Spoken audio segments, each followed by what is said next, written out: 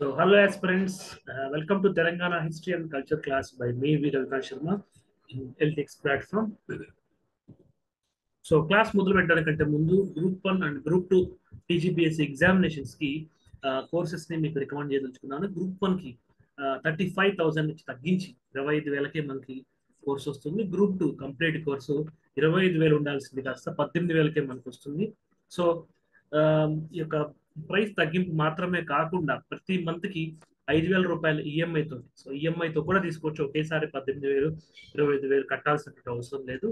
Life time validity ఉంటుంది. So live plus recorded classes వస్తాయి. So మరిన్ని వివరాల కోసం 7893 8995553కి సంప్రదించండి. సో ముసునూరు నాయకుల గురించి ఈరోజు క్లాస్లో మనం తెలుసుకోబోతున్నాం. సో ప్రతి క్లాస్లో మీకు అందరికీ తెలుసు, నేను కేవలం క్లాస్ చెప్పడమే కాదు, కరెంట్ అఫైర్స్ చెప్తాను, ప్రిలిమ్స్కి సంబంధించినటువంటి పర్స్పెక్టివ్ చెప్తాను, మెయిన్స్కి సంబంధించిన పర్స్పెక్టివ్ చెప్తాను. గ్రూప్ 1 మెయిన్స్కి, అదేవిధంగా గ్రూప్ 2 సింగిల్ ఎగ్జామినేషన్కి, గ్రూప్ 3 ఎగ్జామినేషన్కి, గ్రూప్ 1 ప్రిలిమ్స్కి కూడా గతంలో మనం కవర్ చేశాము. సో ఇది 2023లో వచ్చినటువంటి కరెంట్ అఫైర్. మనకి ఖమ్మం ఫోర్ట్, ఖమ్మం కిల్లా అయితే ఎనిమిది క్లాస్లో కాకతీయుల యొక్క వరంగల్ కిల్లా గురించి చెప్పుకున్నామో, ఖమ్మం కిల్లా కూడా ఉంది. ఇది ముసునూరు నాయకుల కాలంలో కట్టింది. దీంట్లో ఒక ట్యాంక్, ఒక స్ట్రక్చర్ కూడా ఉంది. అది కాకతీయుల కాలంలో కట్టింది, నిజాం కాలంలో డెవలప్మెంట్ లోకి వచ్చింది. So 13th century Khammam fort in Telangana being spruced up uh tourist. పర్యాటకుల్ని ఆకర్షించడం కోసం దీంట్లో రెనోవేషన్ వర్క్స్ చేస్తున్నారు. ఖమ్మం మున్సిపల్ కార్పొరేషన్, అదేవిధంగా తెలంగాణ హెరిటేజ్ డిపార్ట్మెంట్ సంబంధించిన ట్వీట్స్ కూడా ఉన్నాయి. అవి మీరు చెక్ చేసుకోవచ్చు.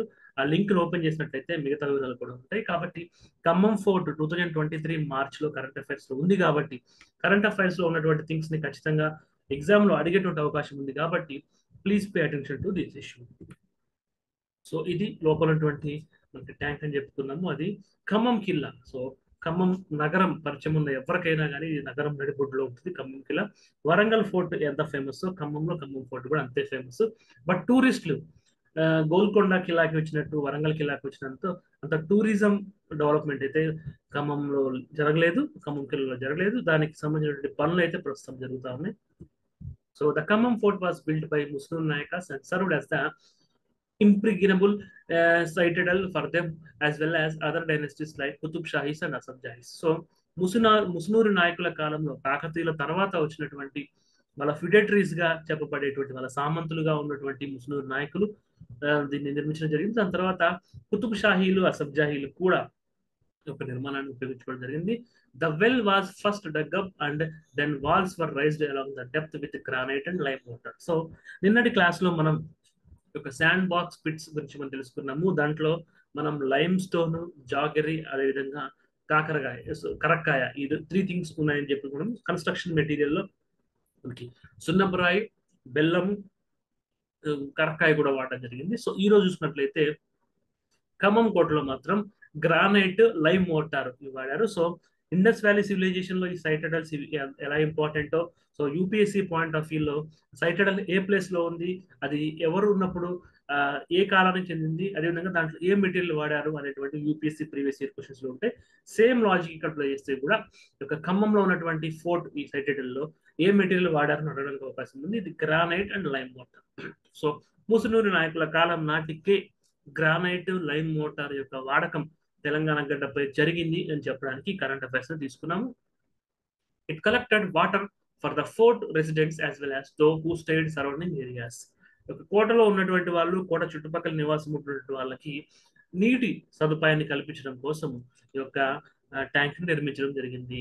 The well measuring 60 feet in length, 20 in depth and 60 in depth was constructed by Kakatiya rulers. 60 into 20 into 60, 60 into 20 into 60 LBH measurements తోటి యొక్క బావి నిర్మించడం జరిగింది. ఇది నిర్మించిన వాళ్ళు కాకతీయులు.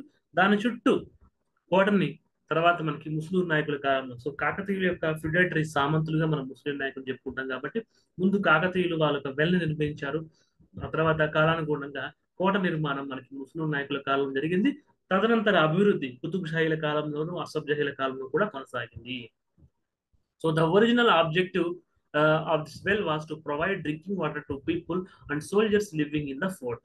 కోటలో ఉన్నటువంటి సైనికులు, ఇతర స్టాఫ్ కి కోట చుట్టుపక్కల ఉన్నటువంటి సామాన్య ప్రజలకి ఈ యొక్క నీటి ఎద్దడిని నివారించడం కోసము ఈ యొక్క వెల్ ని కన్స్ట్రక్షన్ చేయడం జరిగింది. తర్వాత అది ఎక్స్పాండ్ అయింది. Though the construction took place under the Kakatiya regime, it was developed by Nizams with help from the French when Jafaruddaula was Khammam tahsildar. So Khammam ప్రాంతానికి తహసీల్దార్గా, అంటే ఇప్పటి భాష చెప్పుకోవాలంటే ఎంఆర్ఓస్ గా ఉన్నటువంటి జాఫరుద్దౌలా ఉన్నప్పుడు ఫ్రెంచ్ వారి సహకారంతో, చూడండి ఎంత వైవిధ్యం ఉందో. కాకతీయుల కాలంలో ఆ యొక్క వెల్ బావి నిర్మాణం మొదలైంది. ముస్నూరు నాయకులు వచ్చినప్పుడు కోట కట్టబడింది. నిజాంలు వచ్చినప్పుడు ఈ యొక్క వెల్ రీడెవలప్మెంట్ జరిగింది. దాంట్లో ఫ్రెంచ్ వాళ్ళ హస్తం కూడా ఉంది. సో ఇంత divorce fabric. So Kakatiyas clan ఒకటి, ముస్లిం నాయకుల క్లాన్ ఇంకొకటి, కుతుబ్ షాహీలు, అసఫ్ జాహీలు, వీళ్ళు డిఫరెంట్ రిలీజియన్ అవ్వచ్చు, కల్చరల్ ఆస్పెక్ట్స్ అవ్వచ్చు, అండ్ ఫ్రెంచ్ వాళ్ళు. సో ఒక మూడు మతాలు లేదా మూడు డిఫరెంట్ డైనస్టీస్, కింగ్డమ్స్ యొక్క ఒక మిక్స్డ్ కల్చర్ మనకి తెలంగాణలో కనిపిస్తూ ఉంటది. సో ఇది ఒక ముగ్గురి కాంట్రిబ్యూషన్ ని మనం ఖమ్మం ఫోర్ట్ లో మనం చూడొచ్చు. సో ముస్లిం నాయకులు మనం మొదలు పెట్టుకుందాం. ముస్లిం నాయకులు 1325 నుంచి 1335 వరకు పరిపాలించారు. ఎప్పుడైతే 1323లో మనం చూసాం డిక్లైన్ ఆఫ్ కాకతీయాస్ అనేటువంటి జరిగిందో, ఆ తర్వాత తెలుగు నేలని, తెలంగాణ గడ్డని పరిపాలించినటువంటి వంశంగా మనకి ముస్లిం నాయకులు ఉంటారు. So Muslim నాయకస్ were prominent warrior dynasty that played a significant role in the history of the Andhra and Telangana regions during the 14th century. So Telangana కంటే కూడా ఆంధ్ర హిస్టరీలో ఎక్కువ వెయిటేజ్, ఎక్కువ ఇంపార్టెన్స్ ఉన్నటువంటి టాపిక్ ముస్లిం నాయకులు. సో తెలంగాణలో కూడా వాళ్ళ యొక్క ప్రభావం ఏమాత్రం తక్కువ లేదు. ఎందుకంటే కాకతీయుల తర్వాత ఢిల్లీ సుల్తాన్ల యొక్క ఉధృతమైన దాడిని ఒక పక్కన, ఇంకొక పక్కన ఆంధ్ర ప్రాంతాన్ని పరిపాలిస్తున్నటువంటి విజయనగర సామ్రాజ్యం. సో ముస్లిం నాయకుల తర్వాత వచ్చింది.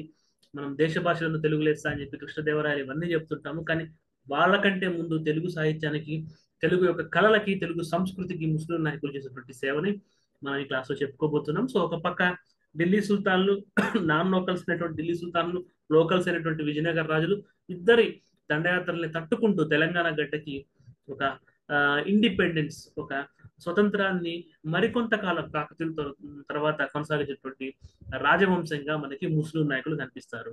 They are renowned for their efforts in liberating these regions from the control of the Delhi sultanate and restoring local rule.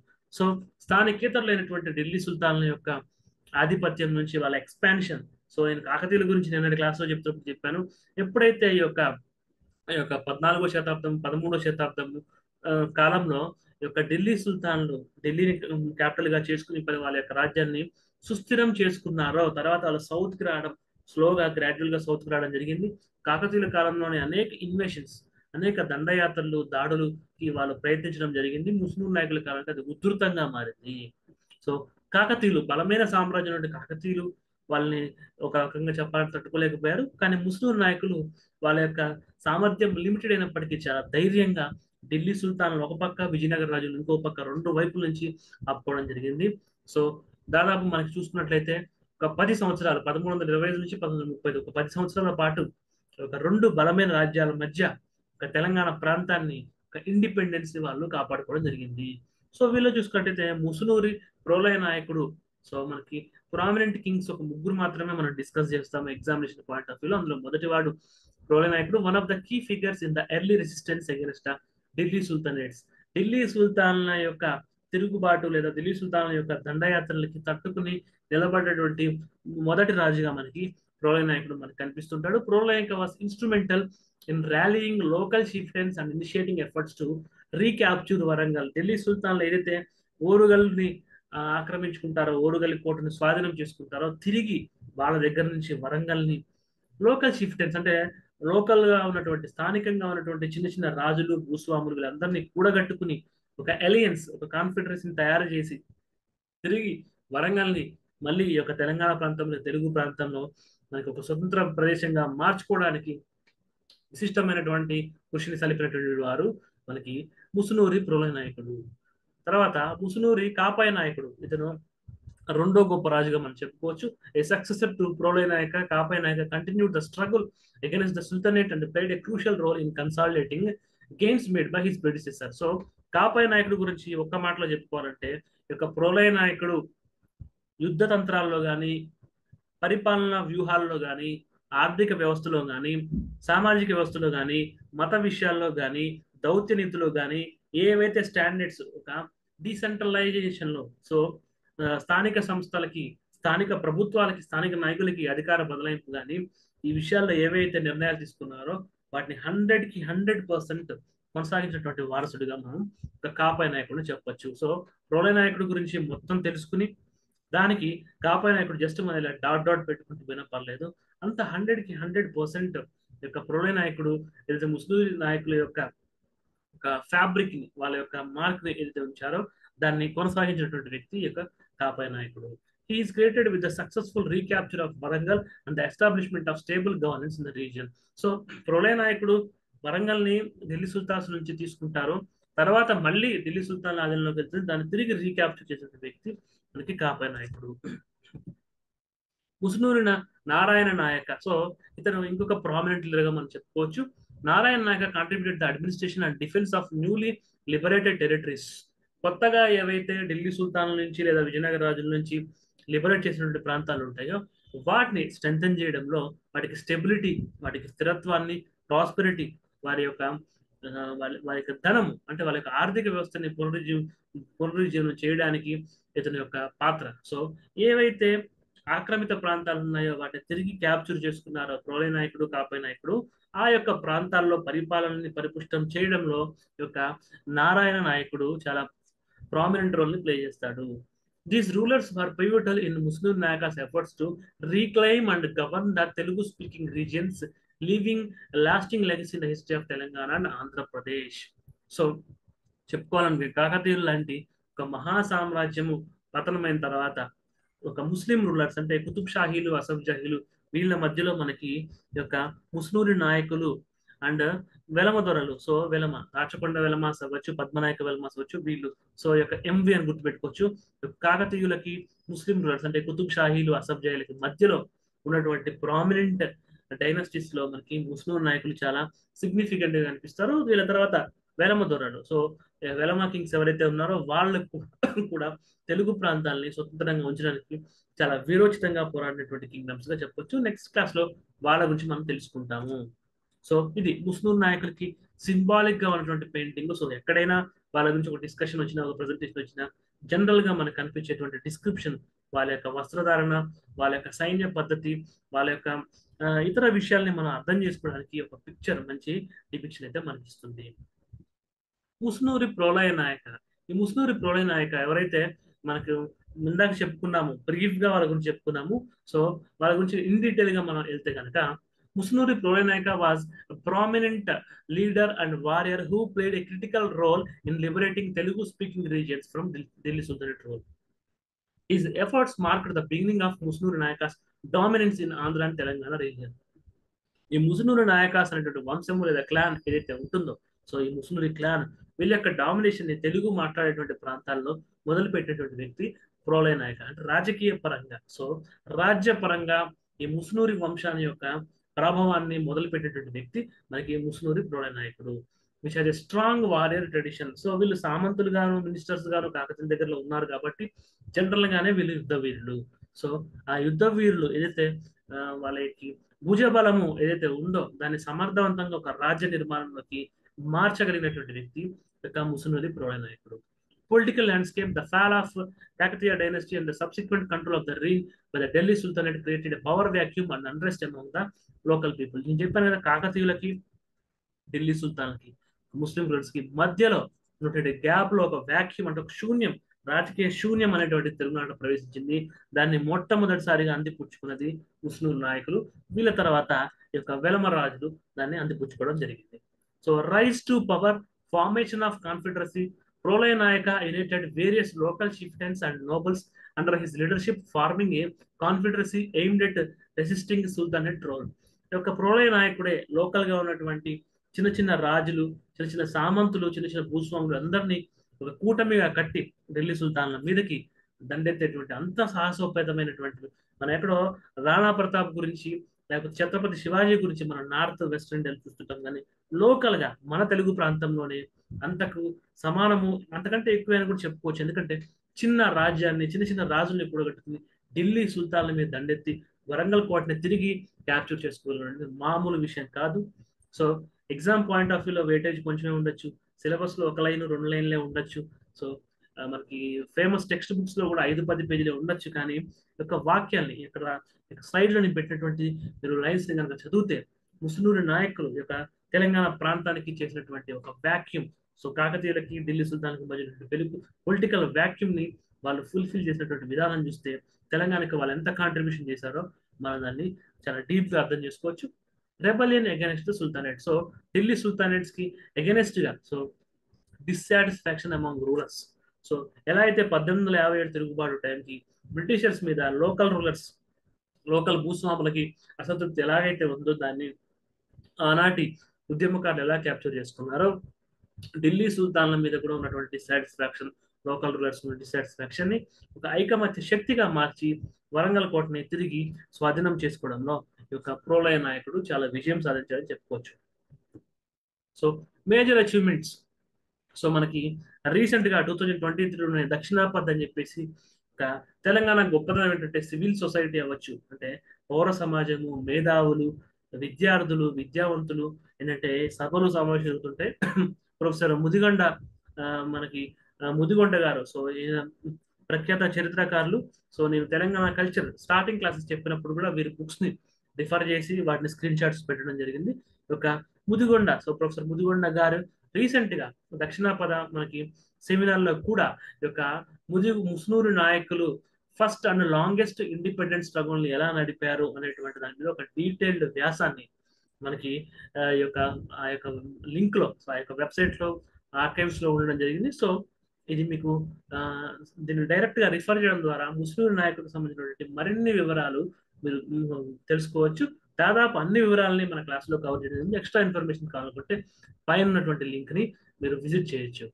Major achievements, liberation of Warangal in 1325 AD. Prolay Nayaka successfully recaptured Warangal, the former capital of Kakatiya dynasty, from Delhi Sultanate, restoring it as a center of power for the region. So ఎలాగైతే కాకతీయుల కాలంలో power centre గా ఉన్నటువంటి వరంగల్ నగరాన్ని Delhi sultans ఏదైతే ఆక్రమించుకున్నారో, తిరిగి వాళ్ళ దగ్గర నుంచి రీకాప్చర్ చేసి పవర్ సెంటర్ ని మళ్ళీ రీఇన్స్టేట్ చేసినటువంటి వ్యక్తిగా మనకి ప్రోలయ నాయకుడు కనిపిస్తాడు. Re-establishment of local rule, he re-established traditional administrative practices and governance, ensuring the stability and the prosperity of the region. So ఇక్కడ మీరు జాగ్రత్తగా అటెన్షన్ పే చేయాలి. he re-established traditional administrative practices and governance. కాకతీయులు ఎలా అయితే చెరువుల తవ్వకము, సో మిషన్ కాకతీయ మనం చూసాము. సో స్థానికంగా ఉన్నటువంటి చెరువులు, నీటి కాలువలు, canals as well as tanks ని రిస్టోర్ చేయడం ద్వారా అగ్రికల్చర్ లో సెల్ఫ్ సఫిషియన్సీని, ప్రాస్పెరిటీని తీసుకున్నారు. And roadways, highways, ports construction చేయడం ద్వారా ట్రేడింగ్ కమ్యూనిటీ, సర్వీస్ సెక్టార్ ని, అదేవిధంగా మర్చెంట్స్ ని సాటిస్ఫై చేయగలిగారు, ఇన్ఫ్రాస్ట్రక్చర్ డెవలప్ చేయగలిగారు. అండ్ పరిపాలనా పరంగా చూసుకున్నట్టయితే డీసెంట్రలైజ్ చేశారు. ట్యాక్స్ల పరంగా ఏంటంటే వాలంటరీ టాక్సేషన్ సిస్టమ్ తీసుకొచ్చారు. జ్యుడిషియరీ పరంగా కూడా ఒక ప్రొపోర్షనేట్ పనిష్మెంట్స్, ఎంత తప్పు చేస్తే అంతే పనిష్మెంట్ అనేటువంటి ఇవన్నీ తీసుకొచ్చారు. సో ఇవన్నీ local administrative, traditional local administrative systems. Delhi sultans అంటే వాళ్ళు షరియాలా ఉంటుంది, వాళ్ళ చట్టాలు, సో వాళ్ళ మత గ్రంథాలు, వాళ్ళ పద్ధతుల ప్రకారం ఉంటుంది. కాబట్టి ఆ కాలంలో సో ఈ ముస్లిం నాయకులు టెరిటరీస్ ని రీక్యాప్చర్ చేసుకోవడం ద్వారా సో సాంప్రదాయబద్ధంగా మనకు వస్తున్నటువంటి అడ్మినిస్ట్రేటివ్ ప్రాక్టీసెస్, పరిపాలనా పద్ధతుల్ని తిరిగి మళ్ళీ తెలంగాణ గడ్డపై తీసుకురావడం జరిగింది. ఏదైతే కాకతీయులు ఉన్నారో వాళ్ళ యొక్క ట్రెడిషన్స్, అదేవిధంగా ముస్లిం నాయకులు వాళ్ళు కూడా వాళ్ళ యూనిక్ గవర్నెన్స్ ప్రాక్టీసెస్ ఉన్నాయి. అప్కమింగ్ స్లైడ్స్ లో మీకు చెప్తాను. సో లోకల్ ప్రాక్టీసెస్ ని మళ్ళీ రీఇన్స్టాల్ చేయడం జరిగింది. Cultural patronage, Prolaya Nayaka was pattern of Telugu culture, literature and religion. So Telugu సాహిత్యం అవ్వచ్చు, సంస్కృతి అవ్వచ్చు, తెలుగు దట్టమైనటువంటి మత సాంప్రదాయాలు అవ్వచ్చు, వీటన్నిటికీ ఒక రాజపోషణ అయితే ముస్లిం నాయకుల కాలంలో జరిగింది. ఈ supported scholars, poets and religious institutions contributing A cultural relations in the reason. So సాంస్కృతిక పునరుజ్జీవనం అంటాము. సో ఇండియాలో మనకి రాజా రామ్మోహన్ రాయ్ని ఫాదర్ ఆఫ్ రెనిసెన్స్ అని అంటాము ఇండియాలో. అదే విధంగా ఎలా అయితే రాజా రామ్మోహన్ రాయ్ ఫాదర్ ఆఫ్ రెనిసెన్స్ అయ్యారో, ఈ యొక్క ముస్లిం నాయకుల యొక్క టైం పీరియడ్ తెలంగాణ గడ్డ మీద ఒక కల్చరల్ రెనిసెన్స్ అంటే ఒక సాంస్కృతిక పునరుజ్జీవనానికి మనకి నిదర్శనంగా ఉన్న కాలం ఏంటంటే ముస్లిం నాయకుల యొక్క కాలం. Very very important bit upcoming group 2లో ఫిలాసాఫికల్ గా, కాన్సెప్చువల్ గా కొంచెం డెప్త్కి వెళ్తే కనుక సో కాకతీయుల, ముస్లిం నాయకుల, శాతవాహనుల, లేదంటే విలమరాజుల ఇలా అడిగినప్పుడు వితౌట్ ఎనీ డౌట్ కల్చరల్ రెన్సెన్స్ కి రూట్స్. సో సాంస్కృతిక పునరుజ్జీవనానికి ఒక మొదలు పెట్టినటువంటి పాలకులు ఎవరైతే ఉన్నారని అడిగితే ముస్నూరి నాయకులు అని చెప్పి మీరు ఖచ్చితంగా ఆన్సర్ చేయొచ్చు. Administrative reforms, governance, he implemented a decentralized form of governance, delegating authority to local chieftains while maintaining overall control through a confederacy. So ఈ కెనడాని మనం చూసుకున్నట్లయితే అది ఫెడరల్ సిస్టమ్ అయినప్పటికీ స్ట్రాంగ్ సెంటర్ ఉంటుంది. అదేవిధంగా మనకి లోకల్ చిఫ్టన్స్, స్థానికమైనటువంటి రాజులకి పరిపాలకులకి అధికారాలు బదలాయించినప్పటికీ స్ట్రాంగ్ కంట్రోల్ సెంట్రల్ గవర్నమెంట్ లో ఉండడం జరిగింది. సో ఆ మోడల్ ఆఫ్ గవర్నెన్స్ ని ముస్లిం నాయకులు ఇంప్లిమెంట్ చేయడం జరిగింది. రెవెన్యూ సిస్టమ్ ని చూసినట్లయితే ప్రోలే నాయక reformed the revenue system focusing on agricultural productivity and fair taxation to enhance the regions economic strength. So వ్యవసాయంలో దిగుబడిని అనుసరించి ఫెయిర్ టాక్సేషన్ అంటే ఒక పన్నులు ఏవైతే ఉన్నాయో ఎంత పన్ను వేయాలో ఒక సక్రమమైనటువంటి పన్ను విధానాన్ని వాళ్ళు తీసుకురావడం జరిగింది. ఈ యొక్క వ్యవసాయ ఉత్పాదకతని సో దాన్ని బేస్ చేసుకుని ఎంత పన్ను కట్టాలో అంత పన్ను మాత్రమే తీసుకున్నారు. ఎకనామిక్ స్ట్రెంగ్త్ కోసం రైతుల యొక్క రక్తాన్ని తాగేటువంటి పని అయితే ముస్లిం నాయకులు చేయలేదు, కాకతీయులు కూడా చేయలేదు. సో ఇవే లోకల్ ట్రెడిషనల్ గవర్నెన్స్ ప్రాక్టీసెస్ అంటే ఇవే. స్థానిక పరిస్థితులకు అనుకూలంగా పన్ను వసూలు చేయడము, స్థానిక పరిస్థితులకు అనుగుణంగా అధికార బదలాయింపు చేయడం, ఎక్కడ నెగ్గాలో అక్కడ నెగ్గడం, ఎక్కడ తగ్గాలో అక్కడ తగ్గడం అని మనం ఒక్క మాటలో చెప్పుకోవచ్చు. లా అండ్ ఆర్డర్ విషయానికి వస్తే he established a system of justice that ensured fairness and stability, blending traditional customs with administrative efficiency. So traditional customs, స్థానికంగా ఉన్నటువంటి ఏవైతే సంప్రదాయాలు ఉన్నాయో వాటితో పాటు అడ్మినిస్ట్రేటివ్ ఎఫిషియన్సీ ఉండే విధంగా. సో రిజర్వేషన్స్ ఇచ్చినప్పుడు కూడా మనం ఇండియన్ పాలిటీ కాన్స్టిట్యూషన్ లో చూసుకున్నట్లయితే ఒక పక్క ఎఫర్మేటివ్ యాక్షన్స్ ఇస్తూ ఇంకో పక్క అడ్మినిస్ట్రేటివ్ ఎఫిషియన్సీ రెండింటిని బ్యాలెన్స్ చేయాలి అని చెప్పి కోర్టు కూడా చాలా ఇంటర్ప్రిటేషన్స్ లో ఇవ్వడం జరిగింది. బ్యాక్లాగ్ పోస్టులు నెక్స్ట్ నోటిఫికేషన్కి ఇవ్వడం ఇలాంటివన్నీ దాంట్లో పాటుగానే మనం చూస్తాము. సో రిజర్వేషన్స్ ఇస్తున్నప్పటికీ క్వాలిఫికేషన్ ఉన్న వాళ్ళకి జాబ్స్ ఇవ్వడం కూడా చూస్తుంటాం. లేనట్లయితే ఆ పోస్టులని క్యారీ ఫార్వర్డ్ చేయడం, ఇలాంటి ప్రాక్టీసెస్ ఇది అడ్మినిస్ట్రేటివ్ ఎఫిషియన్సీ కోసం అని చెప్పి కాన్స్టిట్యూషన్ లో మెన్షన్ చేశారు. ఎలా అయితే కాన్స్టిట్యూషన్ లో ఒక పక్క రిజర్వేషన్స్ ఇస్తూ ఇంకో పక్క అడ్మినిస్ట్రేటివ్ ఎఫిషియన్సీని ఎలా మెయింటైన్ చేశారో అదే విధంగా ముస్లిం నాయకులు కూడా స్థానిక సాంప్రదాయాలకి ప్రాధాన్యత ఇచ్చారు. ఎంతవరకు అంటే అడ్మినిస్ట్రేటివ్ ఎఫిషియన్సీ దెబ్బతిన్నంత వరకే. సో సాంప్రదాయాలు ఆచారాల పేరుతో పరిపాలనని మాత్రం ముస్లిం నాయకులు డైల్యూట్ చేయలేదు. Challenges and conflicts. Resistance from Sultanate. Despite his success, Prolay Nayaka faced continuous threats and invasions from the Delhi Sultanate, requiring constant vigilance and military preparedness. Delhi సుల్తాన్ల యొక్క సుదీర్ఘమైన సామ్రాజ్యం, వాళ్ళకి నచ్చినప్పుడు దండెత్తారు, నచ్చినప్పుడు ఊరుకుంటారు. సో దాంట్లో ఓడిపోయిన వాళ్ళకి పోయేవి చిన్న చిన్న టెరిటరీసే. బట్ ముస్లిం నాయకుల సామ్రాజ్యం చిన్నది. ఎప్పటికప్పుడు స్థానిక నాయకత్వాన్ని జతకట్టుకుని కాన్ఫెడరేషన్ బిల్డ్ చేయాలి.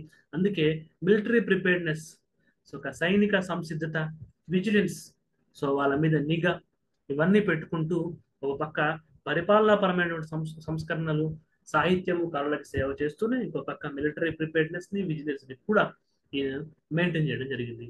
Internal strife. సో ఇవే కాకుండా ఒక పరిపాలన, కళలు, సాహిత్యము, ఢిల్లీ సుల్తాన్ నుంచి, విజయనగర సామ్రాజ్యం నుంచి దాడి, థ్రెట్, ఇవే కాకుండా ఇంటర్నల్ స్ట్రైఫ్. సో లోకల్ షిఫ్టన్స్ తో కాన్ఫిడెన్సీ కట్టారు. సో ఎప్పుడైనా కూటమి ప్రభుత్వాలు గెలిచిండొచ్చు, అధికారాన్ని అధికారంలోకి రావచ్చు, గవర్నమెంట్ ఫామ్ చేయొచ్చు, కానీ ఇంటర్నల్ స్ట్రైఫ్స్ అయితే ఎప్పటికీ ఉంటాయి. సో ఒకళ్ళ మీద ఆధారపడి ప్రభుత్వాన్ని నడిపిస్తున్నప్పుడు ఎప్పటికీ ఆ సవాళ్ళు అయితే ఖచ్చితంగా ఉంటాయి. అదే విధంగా సో ఢిల్లీ సుల్తానేట్స్ నుంచి వరంగల్ రీక్యాప్చర్ చేసి ఉండొచ్చు, అంతా బాగున్నట్టు ఉండొచ్చు, కానీ ఇంటర్నల్ స్ట్రగుల్స్ కూడా ఉన్నాయి. ఇంటర్నల్ ఛాలెంజెస్ ని, ఎక్స్టర్నల్ ఛాలెంజెస్ ని బ్యాలెన్స్ చేస్తూ పరిపాలనలో రిఫార్మ్స్ తీసుకునేటువంటి ఒక గొప్ప వంశంగా మనకి ముస్లిం నాయకుల యొక్క క్లాన్ మనకి కనిపిస్తుంది. So legacy, foundation for future rule. Prolaya Nayaka's efforts laid the groundwork for continued resistance against the Sultanate and eventual establishment of local rule under succession. So భవిష్యత్తులో ఒక బలమైనటువంటి స్థానిక ప్రభుత్వం ఏర్పడటానికి కావాల్సినటువంటి ఫౌండేషన్ స్టోన్ ని ఒక ప్రోలే నాయకుడు మనకి వేశాడు ఈ ఫోటోలో.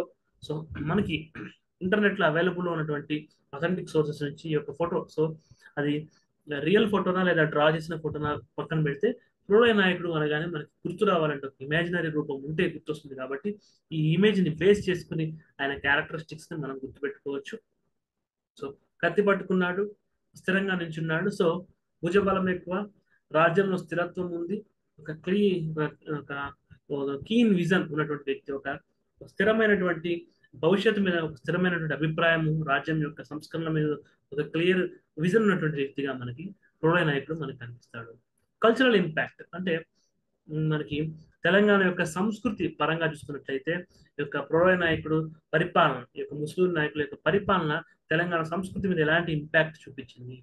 This patronage of Telugu culture left a lasting impact on the region, fostering a sense of identity and pride among Telugu people.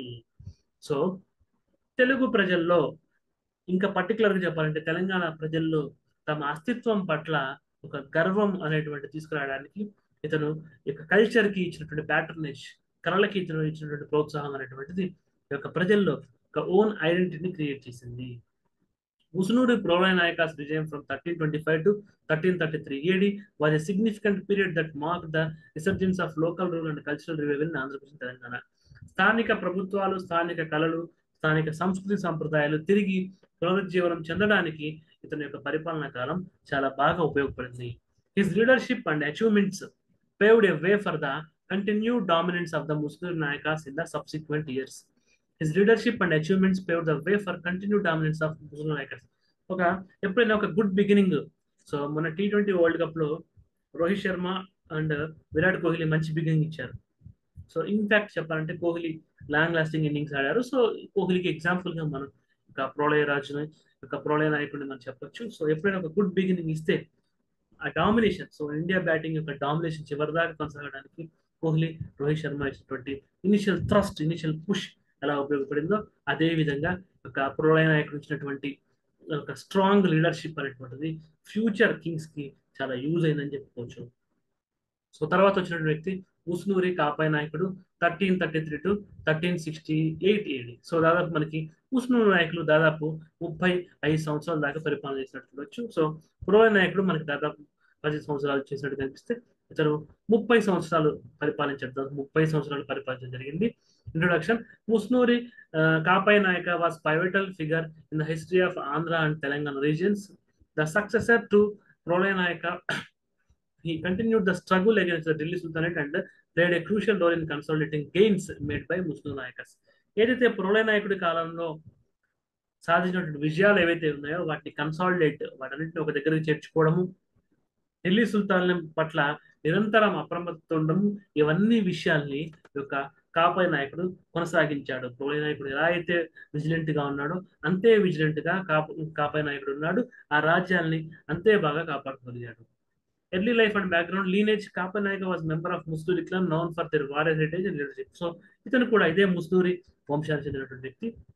So political climate అంటే he inherited a region that had recently been liberated from the Sultanate rule but was still facing significant threats and instability. Prolaya నాయకుడి యొక్క పరిపాలన ఒక 10 సంవత్సరాలు కూడా అవ్వలేదు.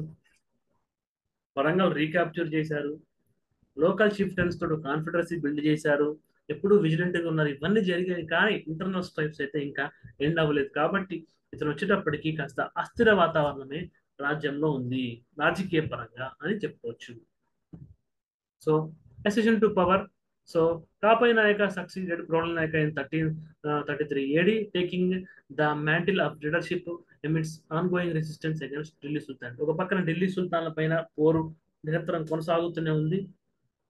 అలాంటి ఒక అస్థిరమైనటువంటి రోజుల్లో మనకి యొక్క ప్రోలయ నాయకుడు తర్వాత కాపాయ్ నాయకుడు అధికారంలోకి రావడం జరిగింది. Consolidation of power. He focused on consolidating the power and influence of the Musunuri Nayakas, strengthening their hold over liberated territories. So ఏవైతే ముస్నూరు నాయకుడు సమయంలో లిబరేట్ అయినటువంటి టెరిటరీస్, ఢిల్లీ సుల్తాన్ నుంచి తిరిగి స్వాధీనం చేసుకోబడ్డ రాజ్యాలు ఏవైతే ఉన్నాయో వాటిల్లో పవర్ ని కన్సాలిడేట్, వాటిలో అధికార సుస్థిరతకు ఇతను ప్రాధాన్యత ఇచ్చాడు. ఈయన మేజర్ అచీవ్మెంట్స్ ఏంటంటే వరంగల్ రీక్యాప్చర్ చేసుకోగలిగాడు. సో చెప్పాం కదా, Kapaya Nayaka successfully defended Warangal from attempts by Delhi sultan to reclaim it. So వరంగల్ని తిరిగి స్వాధీనం చేసుకోవడానికి ఢిల్లీ సుల్తాన్లకి మరియు ఈ యొక్క ముస్లిం నాయకులకి మధ్య ఒక నిరంతర ఘర్షణ వాతావరణం ఉంది. దాన్ని సమర్థవంతంగా ఎదుర్కొని వరంగల్ని రీజనల్ పవర్ గా చేసినటువంటి వ్యక్తి మనకి కాపాయ నాయకుడు. Expansion of territory, he extended his influence over the neighbouring regions, bringing more territories under the control of Muslim Nayakas, solidifying their dominance. Very very important and unique point. So మనకి ప్రళయ నాయకుడు ఆ ప్రాంతాన్ని తిరిగి తెచ్చుకోవడము, ఢిల్లీ సుల్తాన్కి ఎదురొడ్డించడము, యొక్క లోకల్ చిఫ్టన్స్ తోటి కాన్ఫిడెన్సీ కట్టడము, వీటికి పరిమితం అయ్యారు. వీటిని కొనసాగిస్తూ సో వీలైనన్ని ఎక్కువ టెరిటరీస్ ని యొక్క నైబరింగ్ రాజ్యాల నుంచి రాబట్టుకునే పనిలో కాపాయ నాయకుడు. అంటే కాపాయ నాయకుడు not only A defender but also expansionist. అతను రాజ్యాన్ని ఎక్స్పాన్షన్ విస్తరణ కూడా చేయడం జరిగింది. Alliance, Kapaya Nayaka forged alliance, strategic alliance with other regional powers, enhancing his military and political strength to counter external threats. So బయట నుంచి వచ్చేటువంటి థ్రెట్స్ ఏవైతే ఉన్నాయో వాటిని సమర్థవంతంగా ఎదుర్కోవడానికి ఒక స్థానిక రాజులతోటి ఒక కూటమి, ఒక జట్టు కట్టి రాజ్యానికి లా అండ్ ఆర్డర్ విషయంలో ఎలాంటి ప్రాబ్లం లేకుండా చూసుకున్నటువంటి వ్యక్తి మనకి కాపాయ నాయకుడు అని చెప్పుకోవచ్చు. అడ్మినిస్ట్రేటివ్ రిఫార్మ్స్, ఇతను ఏ రకమైన సంస్కరణ తీసుకొచ్చాడంటే governance, he maintain the decentralised governance system initiated by Pralaya Nayaka, allowing local chieftains to administer their areas while ensuring overall cohesion and control. So చూడండి, ఈ రోజుల్లో ఒక పార్టీ అధికారంలోకి వస్తే అదే పార్టీ మళ్ళీ అధికారంలోకి వస్తే వాళ్ళ వారసుడు అధికారంలోకి వస్తే కనుక సో కాస్త కళ్ళు నెత్తికెక్కేటువంటి కల్చర్ ఈ రోజుల్లో మనకు కనిపిస్తుంది. సో ఇతను 30 సంవత్సరాల రాజ్యంలో ఉన్నప్పటికీ ఒక ప్రళయ నాయకుడు ఎలాగైతే లోకల్ లీడర్షిప్ కి ప్రాధాన్యత ఇచ్చాడో అదే విధంగా లోకల్ లీడర్షిప్ కూడా ప్రాధాన్యత ఇస్తూ ఒక మనకి కాపాయ నాయకుడు ముందుకెళ్ళడం జరిగింది. అంతేకాని మళ్ళీ సెంట్రలైజ్ చేసుకుని తమ చేతుల్లోనే పూర్తి అధికారాలు పెట్టుకుని నిరంకుశంగా పరిపాలించేటువంటి స్కోప్ ఉన్నప్పటికీ కూడా అలా చేయకుండా ఏదైతే ప్రళయ నాయకుడు ఇచ్చినటువంటి లెగసీ ఉందో దాన్ని కంటిన్యూ చేసినటువంటి గొప్ప పరిపాలకుడుగా మనకు కాపాయ నాయకుడు కనిపిస్తాడు. కాపాయ నాయక focused on economic reforms. So very very important and unique point. Economic reforms పట్ల తను ఎలాగైతే not only defender but expansion అని చెప్పుకున్నాము, ఎక్స్పాన్షన్ చేయడం మాత్రమే కాదు, వచ్చినటువంటి టెరిటరీస్ చాలా వాళ్ళ యొక్క వెల్ఫేర్ అవ్వచ్చు, ఇన్ఫ్రాస్ట్రక్చర్ అవ్వచ్చు, ప్రాస్పరిటీకి మనకి డబ్బు కావాలి కాబట్టి దానికోసం అతను రిఫార్మ్స్ ని ప్రవేశపెట్టడం జరిగింది. Promoting trade and agriculture to Boost regions prosperity, కాకతీయుల లాగానే ట్రేడ్ ని అగ్రికల్చర్ ని ప్రోత్సహించారు. His policies ensured a steady revenue stream to support military and administrative expenses. So నేను ఇందాకే చెప్పాను, ఒక కాంక్వెస్ట్ చేయాలంటే, ఇన్వేషన్స్ చేయాలంటే సైన్యానికి డబ్బు కావాలి, వనరులు కావాలి. దానికి ఎకనామిక్ రిఫార్మ్స్, రెవెన్యూ జనరేషన్ మాత్రమే సమాధానం. అంతేగాని ప్రజల మీద పన్నులు బాధడం కాదు. ఎందుకంటే ప్రజల మీద పన్నులు బాధితే ఫ్యూచర్ అది సివిల్ వార్ కింద ఇంటర్నల్ డిస్టర్బెన్స్ ఎక్కువ అయ్యే అవకాశం ఉంది. కాబట్టి ఒక పక్కన ఎకనామిక్ ప్రాస్పరిటీతో పాటు మరొక పక్కన ఎక్స్పాన్షన్ చేసినటువంటి ఒక గొప్ప నాయకుడుగా మనం కాపాయ నాయకుడు కనిపిస్తాడు. కాపాయ నాయకుడు యొక్క ఫోటోని మనం ఇక్కడ చూడొచ్చు. సో అతని అచీవ్మెంట్స్ అన్నింటినీ గుర్తుపెట్టుకోవాలి అంటే సో అతని భుజబలానికి, తన ఎక్స్పాన్షనిస్ట్ అని చెప్పడానికి మన యొక్క గుర్రాన్ని, సో గుర్రం మీద ఎక్కి ఉన్నాడు, గుర్రం కాళ్ళు గాల్లో ఉన్నాయి. సో మనకి స్టాచ్యూస్ లో గుర్రం కాళ్ళు కింద ఉంటే ఒకలాగా, సో పైన ఉంటే ఒకలాగా. సో జస్టిస్ సిస్టమ్ అంటే న్యాయ వ్యవస్థను కనుక చూసుకున్నట్టయితే ఈ continue to uphold a fair and efficient system of justice, blending traditional laws with practical governance to maintain stability order. So ఇందాక చెప్పుకున్నట్టుగానే ప్రళయ నాయకుడు ఎలా అయితే చేశారో అదే విధంగా ట్రెడిషనల్ లాస్ తో పాటు ప్రాక్టికల్ గా గవర్నెన్స్ వచ్చేటువంటి ఛాలెంజెస్ ని ఎదుర్కొనే విధంగా న్యాయ వ్యవస్థని ఒక కాపాయ నాయకుడు కొనసాగించడం జరిగింది. సో అడ్మినిస్ట్రేషన్ పరంగా, ఎకనామిక్ పాలసీ పరంగా, జస్టిస్ పరంగా కూడా ప్రళయ నాయకుడు వేసినటువంటి బాటలో ఉండడమే కాకుండా ఎకనామిక్ ఎక్స్పాన్షన్, అదేవిధంగా పొలిటికల్ గా కూడా టెరిటరీస్ ని ఎక్స్పాన్షన్ చేయడము, జస్టిస్ సిస్టమ్ ని స్ట్రెంథెన్ చేయడము లాంటి ఒక యూనిక్ డెసిషన్స్ ని కూడా ఒక కాపాయ నాయకుడు తీసుకోవడం జరిగింది. కల్చరల్ కాంట్రిబ్యూషన్ చూసుకున్నట్లయితే patronise of arts, Kapaya Nayaka was a pattern of Telugu literature, culture, supporting poets, scholars and artists. His reigns are flourishing literature and arts contributing to the cultural essence of the region. So సాంస్కృతిక పునరుజ్జీవనం తెలంగాణ గడ్డపైన ఏర్పడడానికి కావాల్సినటువంటి మార్గాన్ని ఏవైతే ప్రళయ నాయకుడు ఏర్పరిచాడో అదే మార్గాన్ని కాపాయ నాయకుడు కొనసాగించాడు. సో తెలుగు సంస్కృతి సంప్రదాయాలు యొక్క కవులు, కళాకారుల్ని ఆదరించడము, వాళ్ళకి రాజపోషణ ఇవ్వడం అనేటువంటి దాన్ని కొనసాగించారు. Religious support, he supported religious institutions and activities, fostering a sense of spiritual and cultural identity. Very very important. So Prola నాయకుడి దగ్గర మనం రిలీజియస్ థింగ్స్ అంతగా అబ్జర్వ్ చేయలేదు. ఇక్కడ ఒక స్పిరిచువల్ ఐడెంటిటీ, తెలంగాణ గడ్డకి ఒక ఆధ్యాత్మిక అస్తిత్వాన్ని, ఆ ఒక కల్చరల్ ఐడెంటిటీ, ఒక సాంస్కృతికమైన అస్తిత్వాన్ని ఇవ్వడానికి తెలుగు మాట్లాడే ప్రజలకి ఆనాటి యొక్క మన కాపాయ నాయకుడి యొక్క పరిపాలన కాలం అర్థం పట్టినట్లుగా మనం చెప్పొచ్చు.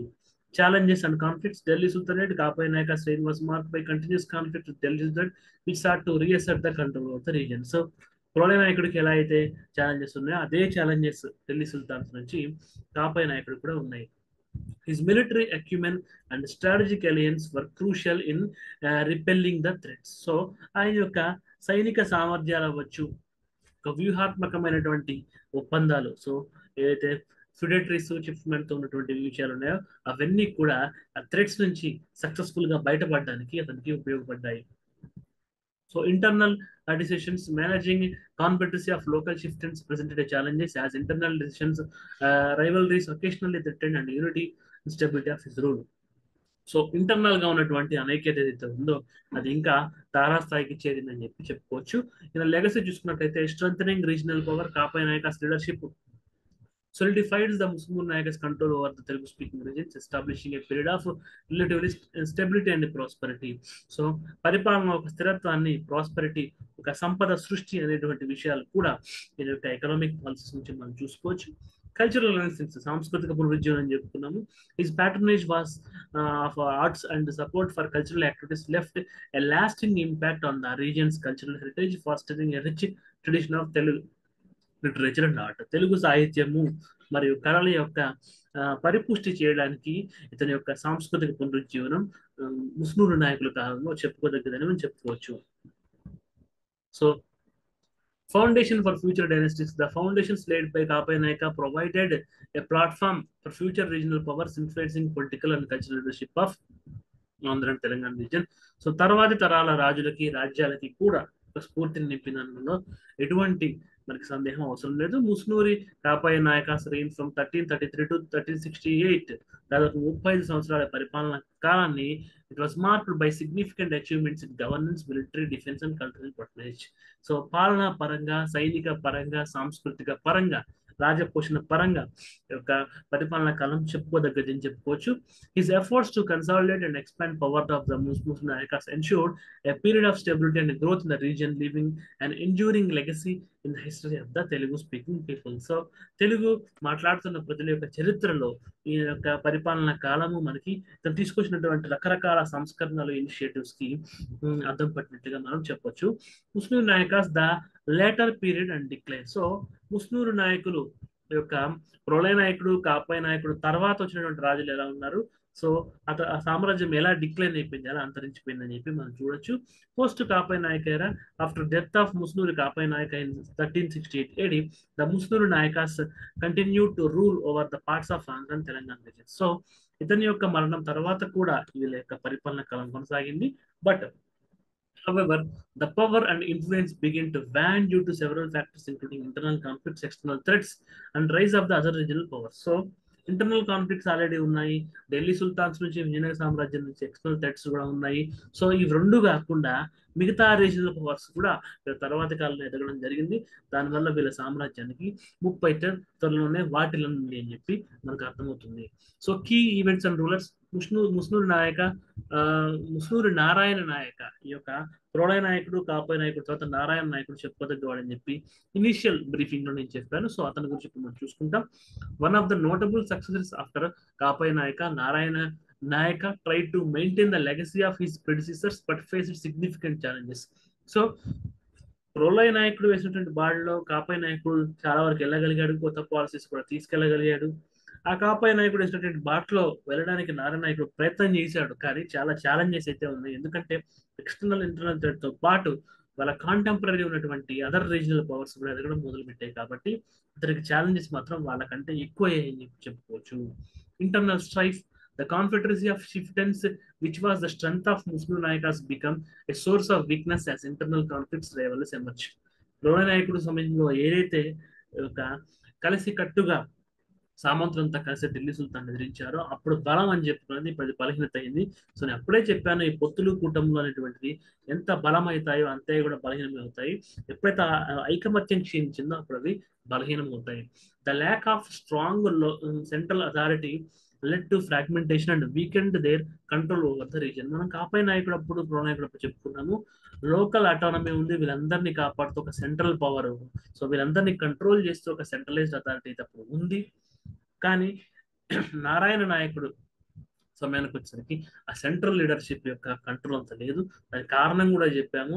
So already internal external threats తో పాటు రీజనల్ పవర్స్, వేరే రీజనల్ పవర్స్ కూడా ఎదగడం మొదలు పెట్టాయి. సో ఇప్పుడు మన పాలిటిక్స్ చూసుకున్నట్లయితే ప్రాంతీయ పార్టీలు ఎక్కువ కనుక మనకి వచ్చినట్లయితే, మనం ఢిల్లీ సుల్తాన్ని నేషనల్ పార్టీకి ఎగ్జాంపుల్ గా తీసుకుందాం. విజయనగర సామ్రాజ్యాన్ని ఇంకొక నేషనల్ పార్టీకి ఎగ్జాంపుల్ తీసుకుందాం. ముస్లిం నాయకులు ఒక రీజనల్ పార్టీ అనుకుందాం. సో ఒక నేషనల్ పార్టీ ఒక రీజనల్ పార్టీ తలపడుతున్నప్పుడు రీజనల్ పార్టీ గట్టిగానే ఉంటది. సో ఇంకొన్ని రీజనల్ పార్టీస్ ఉన్నప్పటికీ అవి చిన్న చిన్నవి కూటమిలో ఉన్నప్పుడు అప్పుడు ఈ ప్రాంతీయ పార్టీల కూటమి జాతీయ పార్టీకి మధ్య పోరాటము సో 50-50గా ఉంటుంది. బట్ బలమైన ప్రాంతీయ పార్టీలు, సో విజయనగర సామ్రాజ్యం అవ్వచ్చు, సో మిగతా సామ్రాజ్యాలు ఎప్పుడైతే ఎదగడం మొదలు పెడతాయో ఈ కాన్ఫెడరసీ యొక్క వీక్నెస్ మొదలవుతుంది. జాతీయ పార్టీలు బలంగా ఉన్నటువంటి వేరే ప్రాంతీయ పార్టీలు బలపడుతుంటాయి. భారత రాజకీయాల్లో మనం చూస్తూనే ఉన్నాం. సో 2019 ఎలక్షన్స్ తర్వాత 24 ఎలక్షన్స్ తర్వాత ఓడిపోయిన ప్రాంతీయ పార్టీల పరిస్థితి అంటే ఇప్పుడు మనం చూస్తున్నాం. అదే విధంగా రీజనల్ పవర్స్ ఏవైతే ఉన్నాయో వాటి స్ట్రెంగ్త్ వీక్నెస్ కూడా ఈ కూటమి రాజకీయాలే. సో ఆనాటి యొక్క యుద్ధ వ్యూహంలో కూడా అదే ఉంది. వాళ్ళ స్ట్రెంగ్త్ గా ఏదైతే ఉందో ఒక confederacy of the local rulers అని చెప్పేసి అనుకున్నాము, అదే వాళ్ళ వీక్నెస్ కూడా ఉంది. External threats, the resurgence of Delhi sultanate coupled with the rise of Bahmani sultanate. So మనకి ఈ యొక్క ఢిల్లీ సుల్తాన్లతో పాటు చెప్పాం అదర్ పవర్స్ కూడా పెరిగారు. ఈ యొక్క బహమనీ సుల్తాన్లు వీళ్ళ యొక్క ఇది కూడా పెరిగింది. Vijayanagara empire posed significant threats to Musunuri Nayaka. So యొక్క ఢిల్లీ సుల్తాన్ల నుంచి ఇంతవరకు అయితే చూసామో అది కాస్త ఇప్పుడు విజయనగర సామ్రాజ్యం నుంచి బహుమనీ యొక్క సుల్తాన్స్ నుంచి కూడా మనం చూస్తూ ఉన్నాం. The powers are to expand their territories leading to frequent conflicts and territorial losses for Musunuri rulers. So Kapaya నాయకుడు టైంలో ఎక్స్టర్నల్ టెరిటరీస్ గెయిన్ చేశాము, బట్ ఈ యొక్క నారాయణ నాయకుడు సమయానికి వచ్చేసరికి అదర్ పవర్స్ కూడా పెరగడంతో వాటిని లాస్ అవ్వడం మొదలుపెట్టారు. సో చూడడానికి ఒకేలా ఉన్నప్పటికీ, ఎందుకంటే ప్రతి నాయకుడికి సంబంధించినటువంటి కంటిన్యూస్ గా ఉన్నటువంటి పాయింట్స్ ని కంటిన్యూ చేశాను, ఏవైతే యూనిక్ పాయింట్స్ ఉన్నాయో వాటిని యాడ్ చేయడం జరిగింది. ఎందుకంటే ఫిలాసాఫికల్ క్వశ్చన్స్ ఎక్కువ అడుగుతున్నారు కాబట్టి ఇంతకుముందు ఎక్స్టర్నల్ టెరిటరీస్ గెయిన్ చేసాము, ఇప్పుడు లూజ్ అయ్యాము. సో ఇలాంటి యూనిక్ పాయింట్స్ ని గుర్తుపెట్టుకుని పదే పదే చదవండి. సో కామన్ గా ఉండేటువంటి పాయింట్స్ ని రివిజన్ పర్పస్ లాగా తీసుకుని ప్రతి గ్రూప్ 1 మెయిన్స్ ప్రిపేర్ అవుతున్నారో వాళ్ళకి మైండ్ లో గుర్తుండిపోయేలా ఉంటుంది. గ్రూప్ 2 రాసే వాళ్ళకి కూడా ఫ్యాక్చువల్ థింగ్స్ వచ్చినప్పుడు ఫ్యాక్ట్స్ మిస్టేక్ చేయకుండా ఉండడం కోసం కంటిన్యూటీ ఉన్న పార్ట్ని నేను యథాతథంగా మళ్ళీ రిపీట్ చేయడం జరుగుతుంది. So major conflicts and declines, ఇక బహమనీ సుల్తాన్లతోటి మనకి ఒక 1147లో బహమనీ సుల్తాన్ల యొక్క సామ్రాజ్యం అనేటువంటి ఆవిష్కృతమైంది. Emerge as a dominant power in Deccan region. ఇక ఢిల్లీ సుల్తాన్లు ఎక్కడైతే నార్త్ లో ఉన్నారో ఆ తర్వాత డెక్కన్ మనకి ఒక పెనిన్సులర్ రీజన్ లో మనకి బహమనీ సుల్తాన్ల నుంచి అతిపెద్ద ఛాలెంజ్ అయితే రావడం జరిగింది. Muslim Nayakars faced continuous pressure and invasions from the Bahmani forces leading to significant territorial losses. Delhi sultan తర్వాత ఆ స్థాయి లాసెస్ అనేటువంటివి బహమనీ సుల్తాన్స్ నుంచి మనకు వచ్చాయి. So Vijayanagara empire, the rise of Vijayanagara empire in mid 14th century further coupled with political landscape. So ఒక 14th century starting లో ఇప్పటివరకు మనం డిస్కస్ చేసుకున్నాం, బట్ మధ్యలోకి వచ్చేసరికి విజయనగర రాజులు కూడా బలపడ్డారు. సో మనకి శత్రువులు 1 by 1 పెరుగుతున్నారు, మన దగ్గర ఇంటర్నల్ వీక్నెస్ అనేటువంటి పెరిగింది, యూనిటీ తగ్గింది. అదేవిధంగా అప్పుడు ఉన్నటువంటి లీడర్షిప్ పై కొత్త రాజులు వచ్చారు. సో అన్ని కారణాలు కలగలిపి వీళ్ళ యొక్క డౌన్ఫాల్ అయితే మొదలైంది. The empire's expansionist policies and military campaigns against neighbouring territories positive additional chances to Muslim Nayakars. Kapaya నాయకులు ఉన్నప్పుడు ఏదైతే అగ్రెసివ్ గా పక్కన ఉన్నటువంటి రాజ్యాల మీద దండెత్తి క్యాప్చర్ చేయడం అనేటువంటిది వర్కౌట్ అయిందో, అది ఈ యొక్క నారాయణ నాయకుడి టైంలో అదే నెగిటివ్ పాయింట్ అయింది. ఎందుకంటే శత్రువులు బలపడుతున్నారు, మనం వీక్ అవుతున్నాం, అలాంటప్పుడు ఉన్న రాజ్యాన్ని కన్సాలిడేట్ చేయాలి, కానీ ఎక్స్పాన్సిస్ట్ ధోరణి పనికి రాదు. So loss of key territories over time, Muslim Nayakars lost key territories including Warangal, ఏదైతే దాన్ని రీక్యాప్చర్ చేసుకుని నిలబెట్టుకోగలిగారో దాన్ని కూడా లాస్ అవ్వడం జరిగింది. their inability to maintain a unified front and defend against external invasion accelerated their decline. So ఉన్న రాజ్యాల్ని కాపాడుకోవడం అనేటువంటి విషయంలో వాళ్ళ యొక్క డిఫెన్స్ మెకానిజం అనేటువంటిది కంప్లీట్ గా వీక్ అయిందని చెప్పొచ్చు. Administrative and cultural impact. So పరిపాలన పరంగా వాళ్ళు ఇంపాక్ట్ చూసినట్లయితే despite their eventual decline the administrative practices and governance models implemented by Muslim Nayakas influenced subsequent rulers in their. తర్వాత వచ్చినటువంటి వెలమ రాజులు అవ్వచ్చు, యొక్క బహమనీ రాజులు అవ్వచ్చు, కుతుబ్ షాహీలు అవ్వచ్చు, అసఫ్ జహీలు అవ్వచ్చు, నిజాం నవాబ్ అవ్వచ్చు, హైదరాబాద్ స్టేట్ అవ్వచ్చు, military government, civilian government, Hyderabad state government, United Andhra Pradesh, even ఇప్పుడు ఉన్నటువంటి ప్రత్యేక తెలంగాణ రాష్ట్ర ప్రభుత్వం అవ్వచ్చు, అందరికీ కూడా వీళ్ళ అడ్మినిస్ట్రేటివ్ ప్రాక్టీస్ డిసెంట్రలైజేషన్ అవ్వచ్చు, ఒక ప్రోగ్రెసివ్ టాక్సేషన్ సిస్టమ్ అవ్వచ్చు, లిబరల్ జ్యుడిషియల్ సిస్టమ్ అవ్వచ్చు, ఇవన్నీ కూడా ఒక డెమోక్రటిక్ సొసైటీలో యాక్సెప్టబుల్ థింగ్స్ కాబట్టి తర్వాత రాజ్యాలకి, తర్వాత రాజులకి కూడా వీళ్ళ పరిపాలన పద్ధతులు ఆదర్శవంతమైనవిగానే మనకు చూపిస్తాయి. Their emphasis on decentralized governance and local administration was adopted and modified by the later dynasties. So, decentralized governance అనేటువంటిది మనకి నచ్చినా నచ్చకపోయినా ఒక ప్రజాస్వామ్యబద్ధమైనటువంటి ఒక ప్రాక్టీస్ గా ఉంటుంది కాబట్టి తర్వాత రాజుల్లో ఎవరైతే దాన్ని యాక్సెప్ట్ చేయగలిగారో వాళ్ళందరికీ కూడా ఇది ఒక రోల్ మోడల్ గా ఉంది. Cultural legacy. The cultural legacy contributions of the Muslim Nayakas, particularly during the reigns of Prolaya Nayaka and Kapai Nayaka, has long-lasting impact. వీళ్ళ టైంలో కల్చరల్ రెన్సెన్స్ జరిగింది తెలంగాణ గడ్డపై అని చెప్పి పదే పదే నేను ప్రీవియస్ స్లైడ్స్ లో చెప్పాను. their patronage of Telugu literature, arts and religious institutions continued to influence the cultural landscape of Andhra and Telangana long after their decline. So Andhra Telangana ప్రాంతాల్లో వాళ్ళ డిక్లైన్ తర్వాత కూడా వాళ్ళ కల్చరల్ కాంట్రిబ్యూషన్స్ అనేటువంటివి మనం చూస్తా ఉన్నాం. So end of the dynasty final years by the late 14th century, 14వ శతాబ్దం చివరికి వచ్చేసరికి, మధ్యలోకి వచ్చేసరికి విజయనగర సామ్రాజ్యం, బహుమని సామ్రాజ్యాలు, ఢిల్లీ సుల్తానేట్స్ అనేటువంటి ఆల్రెడీ ఉన్నటువంటి శత్రువుకి అడిషనల్ గా జాయిన్ అయ్యాయి. సో చివరికి వచ్చేసరికి చాలా టెరిటరీస్ అయితే లాస్ అయ్యాము. The combined pressure of internal external nations and rise of powerful neighbors unable to sustain their goals. So absorption by other powers, the remaining territories under the Muslim Nayakas were eventually absorbed by Bahmani Sultanate and Vijayanagara Empire. Delhi సుల్తాన్లు చేసినటువంటి నష్టానికి అదనంగా వీళ్ళిద్దరు కూడా మిగతా territories ని వీళ్ళు capture చేయడం జరిగింది. The dynasty's influence faded, marking the end of their rule in the region. The Musunuru Nayakas played a critical role in the history of Andhra and Telangana, particularly in early 14th century. Their efforts to liberate and govern the Telugu-speaking regions left a significant mark on the political and cultural history of the era. Despite their eventual decline, the legacy of Musunuru Nayakas endures through their contributions to regional governance and cultural heritage. So వాళ్ళ యొక్క సామ్రాజ్యం పతనమైనప్పటికీ కూడా వాళ్ళ యొక్క contributions అనేటువంటివి next generations కి culture point of view very very important అని చెప్పుకోవచ్చు. సో ముస్నూరి నాయకాస్ గురించి group 1 mains. So group 1 mains మనకి October 21st ఉంది. సో మనకి ఫస్ట్ ఎస్ఏ పేపర్, తర్వాత నెక్స్ట్ హిస్టరీ పేపర్ మనకి వచ్చేస్తుంది కాబట్టి దాంట్లో October 22nd afternoon 5:30, evening afternoon 2:30 నుంచి ఈవినింగ్ 5:30 వరకు ఎగ్జామ్ జరుగుతుంది. సో దాంట్లో కనుక ముస్లిం నాయకాస్ గురించి వస్తే కనుక మనం టచ్ చేయాల్సినటువంటి థీమ్స్ ఏంటంటే, ముస్లిం నాయకుల గురించి ఏ క్వశ్చన్ వచ్చినా బ్రాడ్ గా మనకి క్లాస్ నుంచి మనకి ఉపయోగపడే పాయింట్ ఏంటంటే origin and rise in Telangana.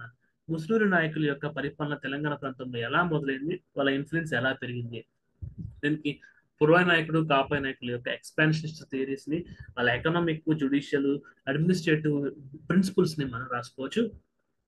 Resistance against Delhi sultanates, దానికి కాన్ఫెడరేషన్స్ ఎలా కట్టారు లోకల్ రూలర్స్ తోటి అనేటువంటి విషయాలు మనం రాసుకోవచ్చు. Re-establishment of Telugu power. So Telugu Andhra Telangana ప్రాంతాల్లో కాకతీయులకి, బహ్మనీస్ లేదా ఢిల్లీ సుల్తానేట్స్ కి మధ్యలో ఉన్నటువంటి వ్యాక్యూమ్ ని వాళ్ళు ఎలా ఫిల్ చేశారు, తెలుగు పవర్ ని ఎలా రీఇన్స్టాల్ చేశారు అనే విషయాలు మీకు చెప్పడం జరిగింది. Military campaigns and strategies. So unity అనేటువంటి ప్రిన్సిపల్ మీద ఎలా ఫామ్ అయింది, అదే యూనిటీ దెబ్బతిందంతో ఎలా ఫాలో అయింది, ఈ పాయింట్స్ 2 ఆస్పెక్ట్స్ టచ్ చేయొచ్చు. కల్చరల్ రిలేషన్స్ ఏదైతే ఉందో ఆ విషయాలు కూడా మనం రాయొచ్చు. Legacy and historical significance, current affairs లో చెప్పినటువంటి ఖమ్మం ఫోర్ట్ తో కలుపుకుని వాళ్ళ యొక్క హిస్టారికల్ లెగసీకి సంబంధించిన పాయింట్స్ అనేవి కూడా మెన్షన్ చేయొచ్చు. So if you still have any doubts, feel free to mail me ravikant.sharma9@gmail.com. Please like, share and spread the knowledge which you are gaining here. So ఈ పీడిఎఫ్ మీకు టెలిగ్రామ్ గ్రూప్ లో పెట్టడం జరుగుతుంది. Have a nice day, take care.